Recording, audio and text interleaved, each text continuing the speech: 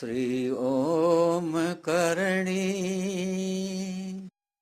श्री ओम करणी,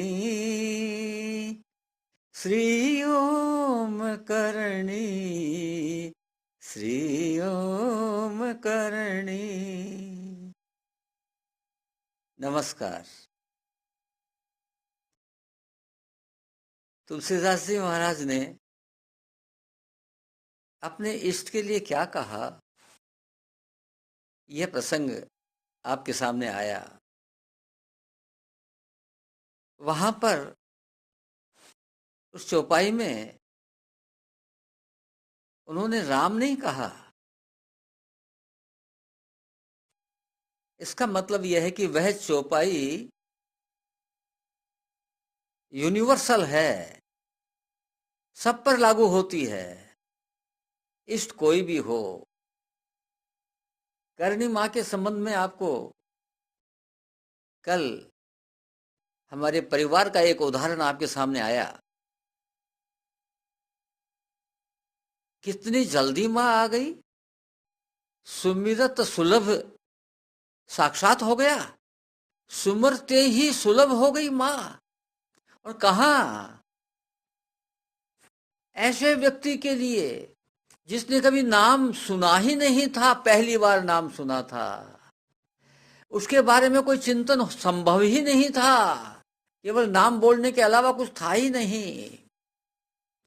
न उसने भक्ति की, न श्रद्धा, न कोई विश्वास। ये सब तो वो खेतड़ी के पंडित जी थे, उनमें उनके पास से उधार ली हुई चीजें थी। और देखो, उधार के लिए हुए इस धन से एक बहुत बड़ा साम्राज्य खड़ा हो गया पूरे परिवार में। माताजी के प्रति लगाव, माताजी से अपनापन पूरे परिवार का जुड़ गया और जुड़ता ही जा रहा है। तो सुमिरत सुलभ माँ ऐसी है, सुमरते ही आ जाती है। चाहे वो झगड़ू सा हो, चाहे दशरथ मेघवाल हो, चाहे सापूबाई हो, कोई पुकारे तो सही, माँ तो हाजिर है, तुरंत आती है और आकर के सारे कष्टों का निवारण कर देती है। सुमिरत सुखद सारे कष्टों का निवारण कर देती है। सब काहू इस माँ के ऐसे उदाहरण बहुत विचित्र मिलेंगे आपको, सब काहू वाले। आज भी इनकी व्यवस्था की तरफ ध्यान दिया जाए तो यह माँ सब काहू सबके लिए ही है। बताइए भैया, चेतन तत्व जो है वो कोई ऐसा प्राणी हो सकता है जहां ना हो?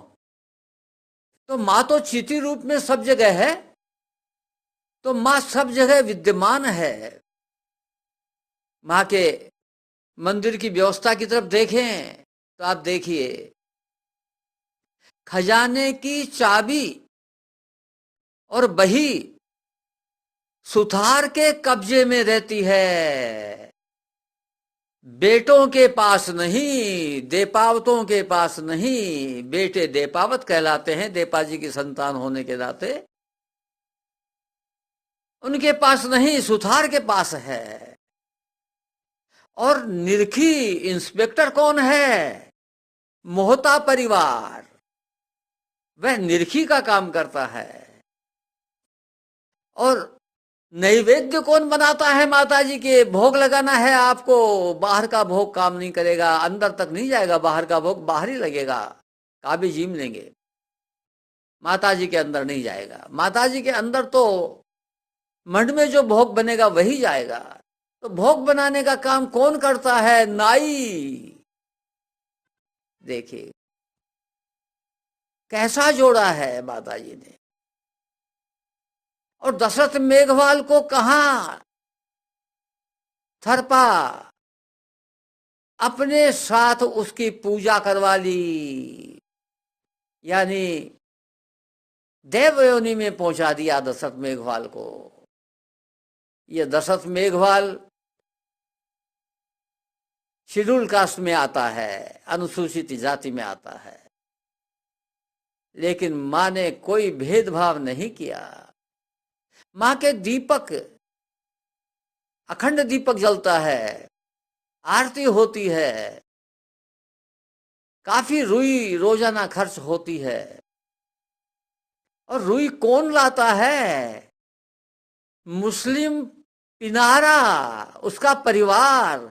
और कितने वर्षों से, कितने भाई, सैकड़ों वर्ष हो गए जब से माँ की मूर्ति की पूजा होना शुरू हुई है, आरती होना शुरू हुई है, तब से वह परिवार जुड़ा हुआ है। और वह पिनारा, मुस्लिम परिवार, मुस्लिम पिनारा, बिना कुछ चार्ज किए, बिना पैसे लिए, सेवा भाव से, शुद्ध सेवा भाव से माँ के रुई पहुंचा देता है। रुई पहुंचाता, खुद लेकर के आता है रुई देने के लिए। कैसी माँ है, सब काहू के लिए है। मुस्लिम परिवार भी उसी आनंद से रह रहे हैं जो समृद्धि आपको मुस्लिम परिवारों में देशनोक में मिलेगी देखने को। यहां की तुलनात्मक दृष्टिकोण से आप विचार करें तो अन्यत्र इतनी समृद्धि नहीं मिलेगी। शायद ही कोई मुस्लिम परिवार ऐसा होगा जो गरीब अवस्था में हो, बाकी सब समृद्ध हैं, मां से जुड़े हुए हैं। कुछ परिवार तो रत जगह भी करते हैं। एक परिवार का तो देखो अद्भुत उदाहरण है, उसने अपने मेडिकल स्टोर का नाम क्या रख रखा है? मां मेडिकल स्टोर। कैसा परिवार है, सब मां से जुड़े हुए हैं, सब मां से जुड़े हुए हैं। ऐसा भाईचारा मां ने अपने जीवन काल में स्थापित किया इस जगह पर। और इस भाईचारे में मां ने कोई भेदभाव नहीं बरता। यदि कोई पापात्मा भी शरण में आ गया है तो उसको भी शरण दी है मां ने। आपके सामने उदाहरण आ चुका। राम शेखा क्या करता था? दहाड़े दौड़ता था, दूर दूर जाकर के, सिंध है, मुल्तान है, दूर दूर और आसपास में भी दहाड़े दौड़ता था, यह उसका काम था। जब माताजी केवल बाल्यावस्था में 6-7 साल की होंगी, तभी राव शेखा ने माताजी के चमत्कार सुनकर के शरण में आ गया और मां ने उसको शरणागत कर लिया, शरण में ले लिया और अपना बीरा बना लिया, भाई बना लिया। क्योंकि माताजी का लक्ष्य था कि शेखा इतना बुरा नहीं है, यह आगे जाके काम आएगा, इसकी आदत सुधारनी है। माताजी उसके पीछे पड़ गई, आदत सुधार दी। राव शेखा ने धाड़े दौड़ना अंततोगत्वा बंद कर दिया। एक दफा कहने पर भी नहीं माना तो मां ने सजा भी दे दी, मुल्तान की जेल में पड़ा। और फिर पश्चाताप करने लगा तो उसको छुड़ा भी लाई। ऐसी मां है, अद्भुत मां है, जिसने मां की राखी लोवड़ी का सहारा ले लिया, उसका बेड़ा पार हो गया। सारे कष्टों का ठेका मां ने ले लिया इस संसार में, अब उसको कोई परेशानी, कष्ट नहीं हो सकता। ऐसी मां दयालु मां है। पल्ला पकड़ के देखो, मां की शरण लेकर के देखो, मां से जुड़ जाओ। लेकिन भाई शरण में पूर्ण समर्पण भाव हो, छल कपट नहीं। ऊपर से तो शरण दिखाओ और अंदर से अभी कुछ भी नहीं।